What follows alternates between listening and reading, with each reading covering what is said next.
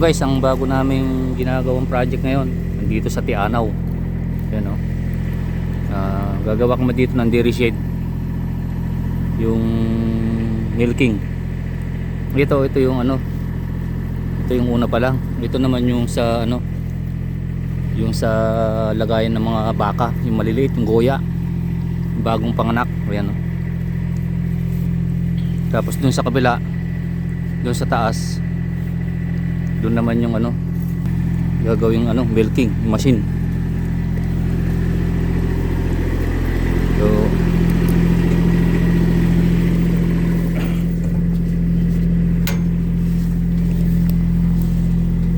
ayan o.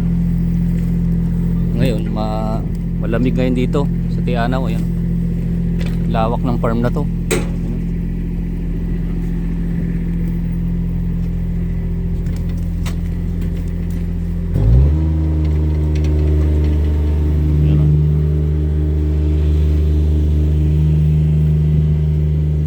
Malawak to, ayan o.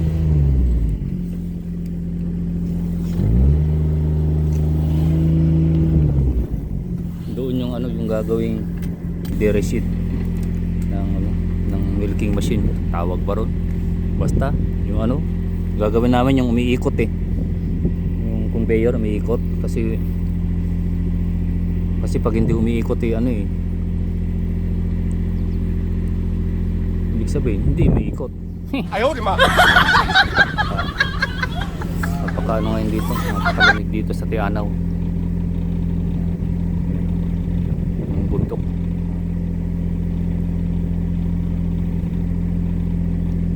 Nag-umpisa kami dito ng Lunes ng umaga, tapos uuwi kami bukas. So 3 gabi kami dito sa ano, sa hotel. So hotel kami nakatira.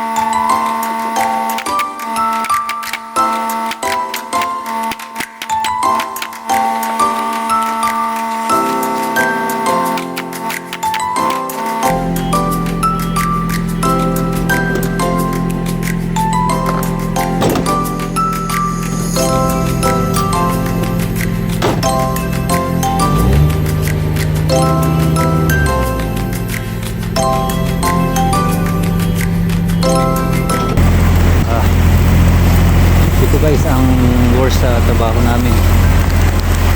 Yung bato. Ito guys, ang ulap. Napakalamig na. Tapos ulan pa yan.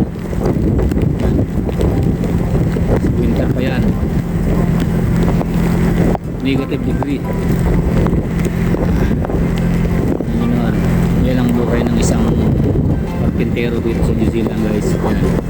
Kaya sabi nga ng isang kasama kong ano eh, kasama kong Kiwi, sabi niya, I love my job, sabi nga niya guys. Tutulog na kami sa lamig, pero ay karamdaman namin kung mas malakas na kami guys sa Tianaw. Basta ulan. Oh guys, hindi na namin kinaya. Ayan o. Ayan na yung mga kasamahan ko. Sabi, uwian na raw. Sobrang lakas na o. Basang-basa na kami.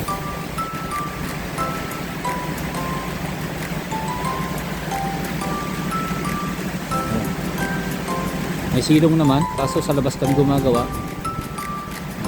Ako doon sa ano,